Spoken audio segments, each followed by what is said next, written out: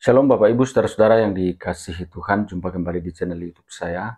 Saya terus berharap Bapak Ibu tetap dalam keadaan sehat dan terus diberkati oleh Tuhan. Kesempatan ini kita akan dengarkan kesaksian dari seorang pemuda Muslim yang begitu radikal dan sangat benci terhadap orang Kristen. Tapi pada akhirnya dia terima Yesus sebagai Tuhan dan Juru Selamat. Kita percaya saudara-saudara bahwa Tuhan sendiri yang memilih, yang menyelamatkan.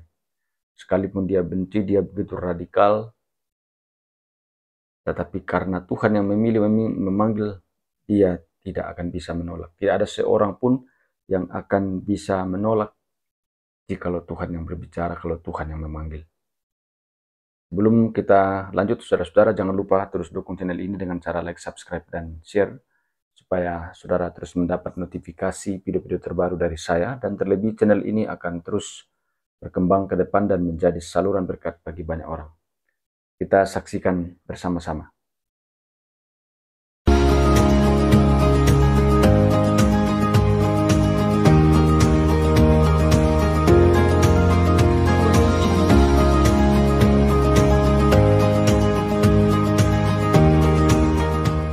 Shalom, selamat malam Bapak Ibu semuanya. Luar Shalom, biasa. shalom. Terima kasih atas undangannya dan kesempatan yang diberikan, terutama kepada Pastor Fadlil dan juga teman-teman yang ada di sini semua. Suatu kehormatan bagi saya untuk bisa bersaksi dan juga sharing di tengah-tengah teman-teman komunitas yang telah diselamatkan. Amin. Amin ya.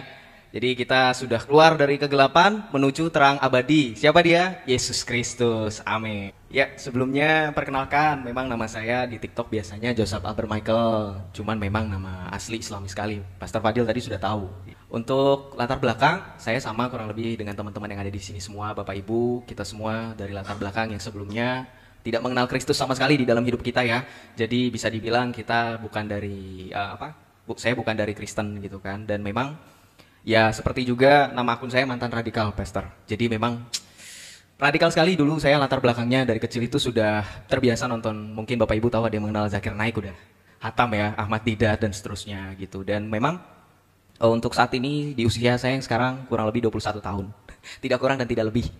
Jadi untuk sekarang saya masih berkuliah, puji Tuhan, luar biasa dapat kesempatan dan itu berkat semua dari Tuhan, kebaikan Tuhan semuanya. Jadi seperti itu kurang lebih, Pastor. Oke.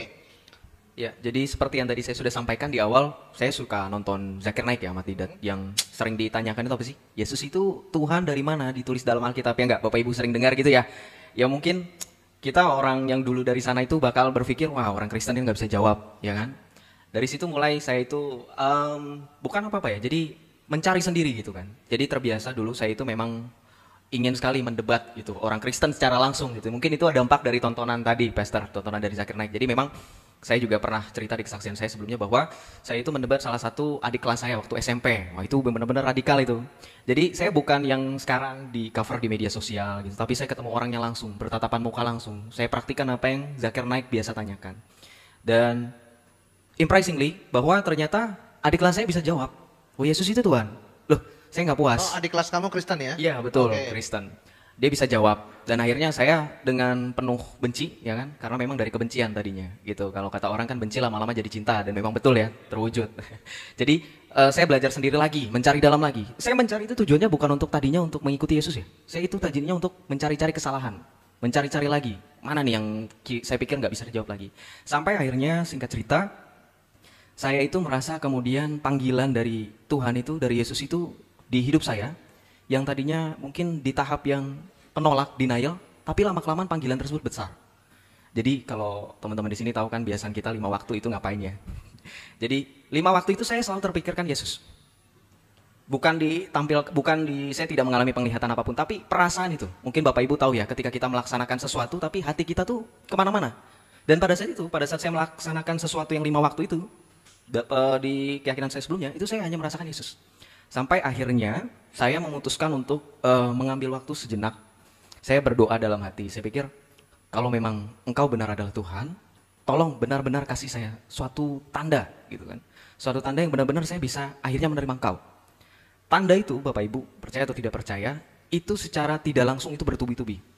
Jadi dimulai itu saya minta yang kelihatannya sepele. Jadi pernah waktu itu kesaksian saya kehilangan STNK. Oke. Saya minta, Tuhan tolong temukan, ketemu. Saya SMP pada saat ujian nasional, saya nggak belajar. Saya nggak belajar itu. Saya cuma berdoa sama Tuhan, Tuhan nilai saya, name saya bagus ya. Terwujud, dapat SMA negeri. Itu persatu tadinya tuh masih denial, masih nggak mungkin ini cuma hoki kalau kata kita ya. Cuman beruntung. Sampai akhirnya saya itu mengalami suatu pergumulan hebat di mana saya itu ya biasa anak muda Gen Z itu bertengkar sama orang tua ya, karena orang tua saya sudah melihat ada yang tidak beres. Bahwa saya tadinya radikal terhadap Kristen, kok kayaknya kamu malah jadi kepikiran Kristen terus gitu. Takutnya nanti mama papa takut kamu jadi murtad gitu. Ya itu. Sampai akhirnya di poin itu saya menilai bahwa Tuhan sedang memanggil saya gitu. Sampai akhirnya di usia saya yang 16 tahun, 16 tahun itu saya mulai mendapatkan panggilan itu, sampai akhirnya saya perlahan-lahan membuka hati untuk menerima Tuhan Yesus sebagai juru selamat. Gitu. Singkat cerita seperti itu. Oke. Pada saat kamu memutuskan untuk bertobat, bagaimana sikap keluargamu? Kalau ini kita udah nggak heran lagi ya. Seperti firman Tuhan ya kan. Yesus bilang, aku datang bukan untuk membawa damai. Weh, biasanya dikutip nih sama polemik-polemik ya kan. Wah, Yesus ngajak perang nih ya kan. Tapi makna dalamnya ternyata kedatangan Tuhan, Yesus itu memberitakan suatu berita yang membuat orang yang denial seperti mereka itu, yang tidak menerima kenyataan bahwa firman Allah telah turun datang menjadi manusia yang nyata gitu kan, yang telah hadir di tengah-tengah kita, itu semakin jelas pertentangan itu. Sehingga reaksi orang tua saya seperti pada umumnya gitu, menolak awalnya ya, awalnya memang menolak, awalnya keras. Dan sampai memang pada saat itu saya dihadapkan langsung debat sama adalah salah satu tokoh di lingkungan saya, bisa disebut dengan ustadz gitu kan. Dia biasa mengisi pengajian dan memang dulunya guru ngaji saya juga gitu. Jadi saya diperdebatkan, apa alasan kamu mengikuti Yesus? Ya biasalah yang Bapak Ibu sering temukan di media sosial atau di TikTok atau di YouTube ya. Sama sebenarnya, polanya sama, mereka sudah kalau dibilang apa ya, sudah terprogram lah ya pertanyaannya, terus kemudian reaksinya ketika kita pun sudah bisa menjawab gitu kan. Jadi ketika ditanya kenapa kamu memilih Yesus, saya jawab pada saat itu. Dan pikir saya begini, saya pada saat itu Bapak Ibu jujur tidak pernah sama sekali bisa paham Alkitab. Waktu itu saya diam-diam beli Alkitab, Pastor, teman-teman semuanya. Diam-diam saya beli, mengumpulkan uang sendiri, saya nabung sendiri, saya beli Alkitab di Gramedia. Saya baca itu nggak ngerti sama sekali jujur. Mungkin karena pengaruh Roh Kedar kali ya. Padahal bahasa Indonesia tuh. Bahasa Indonesia, bukan yang bahasa yang dulu. Bahasa Indonesia, harusnya bisa kan ya? Sama seperti kita baca buku biasa. Nggak ngerti. Tapi pada saat itu, saya waktu itu menemukan firman Tuhan ya kan. Oleh karena namaku, kamu akan dibenci. Kamu akan diserahkan ke mahkamah agama. Tapi kemudian Yesus bilang apa? Tapi nanti akan berbicara adalah Roh Kudus yang akan terus berbicara, terus terang kepadamu. Ya kan? Yang akan menuntut kamu. Itu pada saat itu, ayat itu yang mengenal saya. Dan itu yang langsung muncul di ingatan saya ketika saya berhadapan dengan ustadz yang mediasi saya. Karena pada saat itu sudah, Bapak Ibu, situasinya itu sudah, keluarga besar sudah datangin saya. Jadi rembukan gitu. Jadi saya seolah-olah itu seperti apa ya, kriminal kali ya, seperti mohon maaf, seperti mungkin habis ngapain gitu kan. Nah, jadi ketika itu saya diperhadapkan dengan pertanyaan-pertanyaan yang biasa, dan dengan pada saat itu saya tidak memahami firman Tuhan. Betul-betul 100%. Beli Alkitab itu saya baca Kejadian sampai Perjanjian Lama itu saya nggak ngerti. Saya lengkap akhirnya. Perjanjian Baru dari Injil Matius itu juga saya nggak ngerti. Saya cuma comot-comot air. Akhirnya ketika ditanyakan itu, puji Tuhan Bapak Ibu, sampai di titik saya ingat pertanyaan terakhir yang membuat ustadz itu akhirnya tidak lagi, oknum tersebut ya, tidak lagi bertanya lagi, adalah ketika berbicara mengenai murtad saya. Dia bilang begini, saya percaya nanti kamu akan menemukan kembali lagi kepada, yaitu hidayah kalau itu disebutnya. Saya bilang begini, saya skak bilang gini, Bapak percaya bahwa semua adalah rancangan dan ketetapan Tuhan. Betul nggak? Saya bilang gitu. Di iman kita percaya kodo dan kodar. Saya bilang gitu. Percaya kepada takdir. Artinya sekalipun saya murtad, ini adalah takdir. Takdir siapa berarti? Kalau saya murtad dan saya tidak kembali lagi, berarti takdir siapa? Apakah Bapak mau menyalahkan Tuhan juga? Dia tidak menjawab. Dia bilang katanya, kamu bisa berubah, kamu bisa. Saya bilang, saya sudah 3 tahun, 4 tahun Bapak Ibu. Saya tetap mengerjakan apa yang menjadi rukun dan dasar iman saya. Saya sholat setiap bangun pagi jam 3, sepertiga malam saya tetap minta petunjuk. Tapi at the end, Yesus tetap memanggil saya. Karena memang tadi saya bilang, panggilan Tuhan itu semakin besar saya tolak, semakin besar itu merengkuh saya. Itu yang saya percaya, dan itu bukan karena kepahitan atau apapun itu, dan saya percaya itu kuasa Allah. Dan sampai akhirnya ketika ustadz tersebut tidak bisa ngomong, keluarga saya kecewa karena mereka pikir ini orang bisa mengembalikan maksudnya bisa merubah pikiran saya, malah makin jadi nih anak. Akhirnya sampai di posisi biasa merasakan kekerasan fisik ya Bapak Ibu. Saya anggap itu sebagai suatu sukacita. Karena kita lihat tokoh-tokoh dalam Alkitab seperti bahkan Rasul Paulus ya, para rasul sendiri sudah terbiasa menderita, dan kita pun sudah terbiasa untuk dipanggil untuk menderita. Betul nggak? Untuk memperoleh mahkota kehidupan. Jadi awalnya berproses memang pastor dan teman-teman. Ditolak, merasakan penderitaan. Wah, saya kalau biasa itu di tetangga itu sampai keluar rumah itu malu, karena biasa saya itu nangis itu sampai teriak karena memang sebegitu sakitnya. Jujur, saya mengalami kekerasan itu ya, tapi saya tidak benci sama sekali. Itulah kenapa saya merasa ini benar-benar jalan hidup yang benar, karena saya tidak merasakan kebencian ketika saya pun disakit, dan itu benar-benar panggilan dari Yesus sendiri yang mengatakan kasihilah musuhmu dan berdoalah bagi mereka yang menganiaya kamu. Sampai akhirnya saya bawa terus dalam doa. Saya bilang, Tuhan, lembutkan hati orang tua saya bilang. Saya minta dalam doa, saya terus berdoa ketika dipukuli itu, ketika dikerasi itu, sampai akhirnya saya sambil mohon-mohon, saya bilang saya bukan anak yang bandel, saya bilang gitu. Saya nurut, saya juga ya kalau dibilang sombong, tapi pada saat itu saya ceplas-ceplos, saya bilang saya apapun buat mama, buat papa, buat keluarga, saya menyumbangkan prestasi ranking 1 terus dan seterusnya. Sampai di posisi saya bilang kalau memang mau saya dimatikan, saya bilang matikan aja gitu. Sampai akhirnya mama saya, Oh, pernah diancam dibunuh? pernah saya diancam dibunuh, itu pernah sama om saya itu. Jadi memang ya sudah sampai seperti itu. Oke. Sampai akhirnya berkurang demi sedikit sampai detik ini. Bapak Ibu mungkin lihat kalung salib saya yang sebesar ini, saya pakai di depan keluarga saya, di depan mama saya, di depan tetangga saya. Mama saya awalnya bilang, kan saya orang Sunda Betawi ya, dipanggilnya AA. A, nanti kalau tetangga tahu gimana? Cepat atau lambat mereka harus tahu lah, gitu. Karena saya nggak pernah malu, aku nggak pernah malu mah, gitu. Mengikuti Yesus itu bukan kemaluan. Saya sampai bilang begini loh, ibu saya itu sampai diem itu, saya bilang begini, Yesus aja udah terbiasa kok di kayu salib dikata-katain orang, masa saya harus malu-malu mengikuti dia, ya nggak? Betul nggak Bapak Ibu? Yesus mati demi kita semua. Dia sudah terbiasa diolok-olok, dicibir orang, diludahi orang, masa kita harus malu? Makanya saya bilang seperti itu, akhirnya mama saya melembutkan hatinya. Puji Tuhan, saya setiap WhatsAppan, chatan, atau bahkan ketemuan sama mama saya tidak malu untuk membuat tanda salib dalam berdoa. Saya berdoa terus, saya berdoa selalu di depan mama saya. Dan itu adalah bentuk penginjilan yang secara tidak langsung menerus-menerus itu, mama saya akhirnya tersentuh, akhirnya menerima fakta bahwa saya sudah dimenangkan oleh Kristus dan tidak mungkin lagi direbut kembali. Haleluya. Berarti sekarang keluarga sudah menerima ya? Sudah tahu semuanya. Ah. Lebaran itu saya hanya makan-makan. Lebaran itu saya tetap mengucapkan ya, namanya tadi kan kita tidak diajarkan untuk membenci, bahkan di 10 perintah Tuhan kita tahu ya, tetap hormati ayah dan ibumu gitu kan. Lebaran hanya makan-makan? Makan-makan aja. Angpaunya diambil nggak? Dapat angpau, bukan saya lagi dapat angpau, saya harus ngasih angpau, kan tradisi kalau sudah Kan besar. belum kerja. Ya gimana ya, tuntutan Oh. ini perubahan zaman. Oke. Ya. Oh, Sebenarnya gini ya, aku sebagai anak muda ngeliat itu banyak Bapak Ibu yang mereka sama seperti aku hanya dulu. anak muda yang bisa baca pikiran anak muda. Kalau saya kan umurnya udah 2 kali lipat, jadi susah nih. Ya? Ya kadang anak muda itu kan kadang kalau Bapak Ibu lihat kan kadang sukanya maunya yang instan ya, nggak mau ngeribet-ribet. Tapi Bapak Ibu percayalah, di luar sana itu banyak sekali yang approach, yang DM saya itu banyak yang, Bang, saya mulai terpanggil. Ini anak muda nih? Iya, Semua anak muda? semua anak muda itu banyak yang terpanggil, itu luar biasa, beneran. Saya nggak bohong. Jadi ada Bapak Ibu, kalau boleh saya cerita ya, saya kan sering live di TikTok ya, mungkin Bapak Ibu ada yang nonton juga. Jadi kalau saya itu lihat di kolom komentar itu tadinya banyak penghujat, kita tahu ya, dari komentar. Dan saya tidak pernah kemudian menyalahkan mereka. Saya selalu bilang sama teman-teman Kristen yang nonton juga, jangan kamu keluarkan buang-buang waktumu untuk balas cacian mereka, tapi pakai waktumu untuk mendoakan mereka supaya mereka bisa sama seperti kita terpanggil jiwanya. Amin. Amin. Itu terjadi Bapak Ibu. Puji Tuhan ada namanya. Saya salut sama dia. Kenapa? Dia itu kalau setiap saya live itu menghujat Yesusnya luar biasa. Boleh tanya sama Om Don itu yang mendampingi saya itu. Itu menghujat Yesus itu luar biasa Bapak Ibu. Nggak mikir-mikir lagi dia, dan itu spamming. Sampai suatu ketika dia DM saya. Dia DM saya, Pastor. Dia bilang gini, Joseph, kok makin lama gue nonton live lu bukannya makin teguh dengan iman gue, makin terpanggil ya. Nah gitu kan. Saya ketawa, saya bilang, bohong nih gitu kan. Biasanya kayak gitu-gitu kan. Saya bilang gitu aja, bohong nih gitu kan. Tapi dia bilang, enggak Joseph, ini beneran, bilang gitu kan. Gue udah beberapa hari ini nonton live lu, kalau lu lihat, kalau lu ngeh, cuman nonton aja nggak komen-komen, bilang gitu kan. Memang ya. Saya perhatikan dia orang kemana. Karena memang dia selalu pertama kali muncul itu selalu ada. Selalu muncul dan radikal. Selalu muncul dan radikal. Oh, betul. Terakhir-terakhir diem aja. Terakhir diem aja. Oke. Dan malah ketika ada yang berusaha untuk berpolemik, dia selalu membela di sisi kita. Sampai akhirnya dibilang, oke, gue ikut sekarang. Bagaimana Tuhan mau panggil saya? Bilang gitu. Oke, kalau begitu sekarang lu mulai untuk belajar, bilang gitu kan. Gak bisa mengikuti Yesus cuman sepatah dua patah kalimat langsung selamat, bener gak? Jadi saya bilang belajar gitu. Jadi pengikut Kristus itu harus banyak belajar gitu. Jangan menerima aja, jangan seperti orang-orang yang tidak bisa membaca. Saya bilang gitu. Saya uji dulu kan, karena setiap sesuatu harus diuji.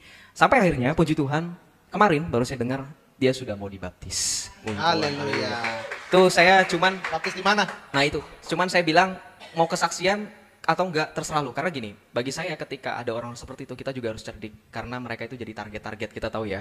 Jadi dia cuma kasih tahu saya gerejanya di daerah Bekasi, dia bilang gitu. Kalau ada nggak ada yang mau terima baptis, saya baptis. Iya. Jadi dia bilang udah mau dibaptis karena puji Tuhan, Bapak Ibu seperti yang tadi ditanyakan oleh Pastor Fadil bahwa banyak sekali, Pastor. Tapi ya Bapak Ibu karena tahu ya situasi kita bahwa kalau kita dari sana itu pasti dapat ancaman. Dan saya selalu titip pesan sama mereka, nggak usah terburu-buru. Kalaupun kamu mau jadi martir, martir itu harus yang bisa berbuat sesuatu kepada iman. Jangan konyol, mati konyol. Ngerti ya Bapak Ibu ya? Harus tetap seperti firman Tuhan. Lihat, aku telah mengutus kamu seperti domba ke tengah-tengah serigala. Jadilah cerdik seperti ular dan tulus seperti merpati. Haleluya. Jadi gini Bapak Ibu. Kadang itu kalau kita lihat zaman sekarang, orang-orang itu kalau mau memberitakan firman Tuhan itu lihat-lihat dulu situasi sekitarnya nggak? Betul nggak? Kadang ada orang yang takut-takut. Kalau jadi orang Kristen itu, saya lihat itu ya, teman saya. Duh, malu saya katanya. Kalau mau buat tanda salib atau mau doa tuh lihat-lihat dulu gitu. Kalau mau bergaul itu dia harus namanya itu menyesuaikan diri. Jadi jatuhnya itu namanya relatif. Bukan banggakan Kristus. Beriman dari Kristus itu kalau Bapak Ibu melihat firman Tuhan, tahu apa? Jika iya katakan iya, jika tidak katakan tidak. Apa yang lebih daripada itu berasal dari si jahat, dari iblis, ya gak? Beriman Kristus itu gak boleh som-som kuku juga loh, ya gak? Beriman sama Kristus itu kalau som-som kuku dilepeh, ya kan? Kalau kita baca Alkitab, kita lihat kesaksian para rasul, kita lihat kesaksian dari para murid-murid Tuhan Yesus, itu semuanya berkobar. Kalau kata bahasa anak muda itu menyala, ya, menyala, gitu. Gimana zaman sekarang? Perlu nggak kita pakai cara yang sama? Tadi kalau kata Pastor Fadil ya, lambang Roh Kudus itu ada 2, api dan burung merpati. Dua-duanya bisa nggak kira-kira Bapak Ibu? Dua-duanya bisa nggak dipakai? Bisa, kata siapa nggak bisa? 1 Petrus 3 ayat 15. Tetapi kuduskanlah Kristus di hatimu sebagai Tuhan dan siap sedialah memberikan pertanggungjawaban kepada setiap orang yang meminta pertanggungjawaban dengan rendah hati dan dengan lemah lembut. Bisa nggak kita memberitakan Injil dengan courage, dengan keberanian, dengan api yang membakar, tapi tetap dengan lemah lembut dan dengan hormat? Maksudnya lemah lembut itu apa sih? Kira-kira menyamanya nggak kira-kira? Lemah lembutnya menyamanya nggak? Oh kalau saya berhadapan dengan orang-orang yang dengan orang-orang yang dari iman sebelah itu kadang, oh Yesus itu kan nabi, bukan Tuhan.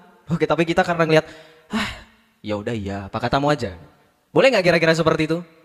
Nggak boleh, jangan. Kenapa? Kenapa nggak boleh? Kenapa kira-kira nggak boleh? Apakah demi toleransi? Toleransi itu apa sih kira-kira? Banyak orang yang salah paham dengan toleransi. Ketika berbicara toleransi artinya kamu ngomong apa saya iyain, gitu.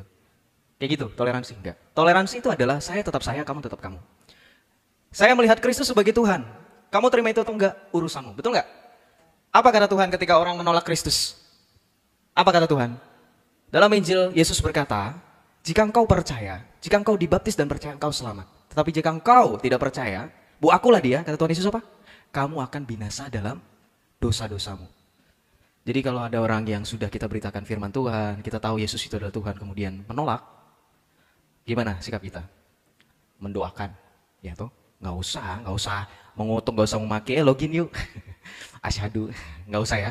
Mengikuti Yesus itu harus dari hati, betul nggak? Nggak boleh namanya terpaksa, nggak boleh namanya karena sedus Indomie. Kadang kita itu juga mendapatkan apa ya, kalau kita tuh sering dituduhnya, wah Joseph ini urusan kalau nggak jauh-jauh dari urusan perut, bawa perut. Saya jawabnya apa Bapak Ibu? Ya itu kan memang justru saya selamat dari sana. Ngerti nggak? Saya adalah selamat dari sana, makanya saya tidak lagi memikirkan hal yang seperti kamu tuduhkan. Dalam nggak kira-kira? Dalam. Nggak perlu kita balas-balas cacian, kita jawab dengan kasih. Tapi oke, balik lagi. Ketika kita melihat Alkitab, kita akan baca lagi kesaksian dari Rasul Yohanes. Kita lihat Bapak Ibu di dalam 1 Yohanes bab 4. Ya. Ayat 10 sampai dengan ayat 11. Di situ dikatakan, inilah kasih itu.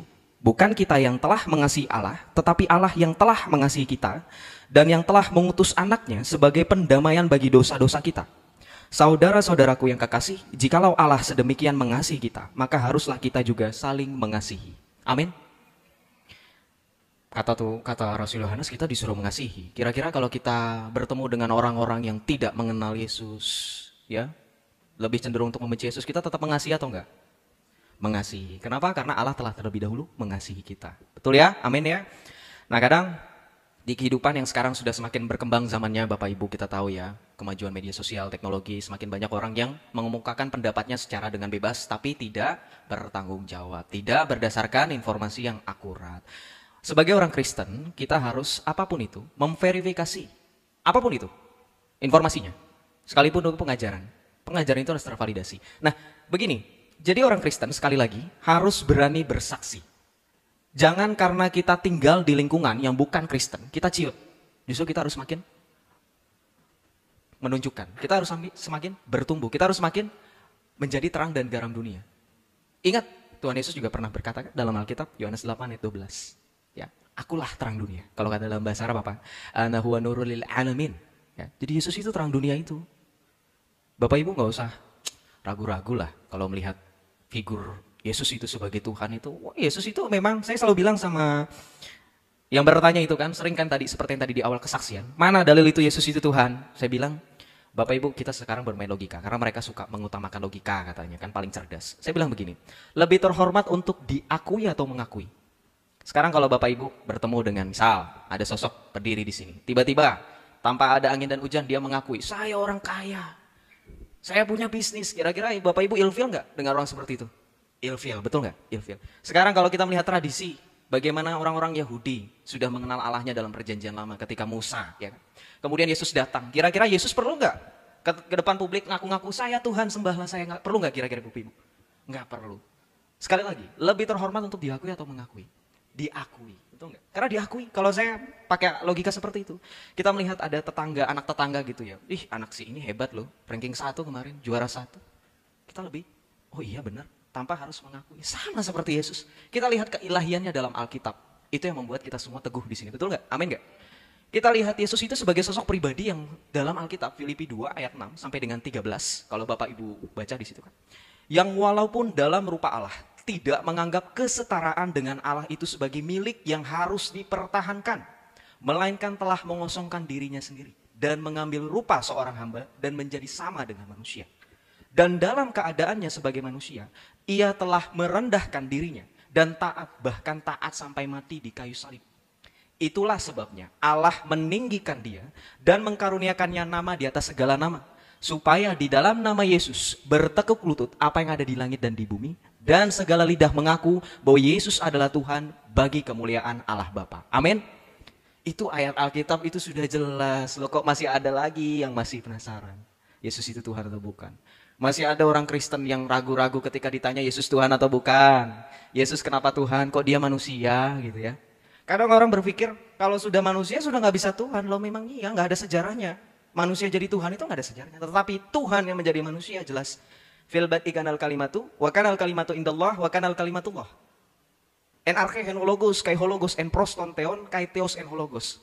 In the beginning was the word. And the word was with God, and the word was God. Artinya apa? Pada mulanya sudah ada firman. Firman yang telah menjadi daging itu sudah dari sadanya Allah. Kurang apa lagi kesaksian? Bukti bahwa Yesus adalah Allah. Kurang apa lagi kira-kira? Kalau ditanya, kadang dapat pertanyaan. Sejak kapan Yesus jadi Tuhan? Yosef, kapan dia mengaku jadi Tuhan? Saya selalu bilang, sudah dari sananya. Jadi Bapak Ibu, sekali lagi, teman-teman yang ada di sini yang sudah dipanggil dan diselamatkan oleh Tuhan Yesus, saya percaya kita semua semakin diteguhkan, semakin bertumbuh. Saya harap semua teman-teman di sini bisa, kalau dalam istilah dalam bahasa Italia, fate chiasso, memberitakan Injil with zeal and courage. Ya. Saya titip pesan terakhir, Bapak Ibu, semoga dengan pertemuan kita pada malam ini, kita semakin memberitakan Kristus di tengah-tengah kita. Kita semakin mendatangkan jiwa-jiwa, tapi jangan dipaksa. Kita bawa dalam doa, tetapi kita juga menunjukkan kasih Kristus. Jadilah terang dan garam dunia. Amin. Haleluya. Terima kasih Bapak Ibu semuanya. Tuhan Yesus memberkati selalu. Demikian kesaksian ini sungguh luar biasa saudara-saudara. Semoga boleh memberkati kita sekalian, menguatkan dan terus membuat kita semakin beriman, semakin bertumbuh dalam Tuhan. Sehingga kita menjalani kehidupan ini tidak ada apapun yang akan memisahkan kita dari kasih Kristus. Tuhan Yesus memberkati.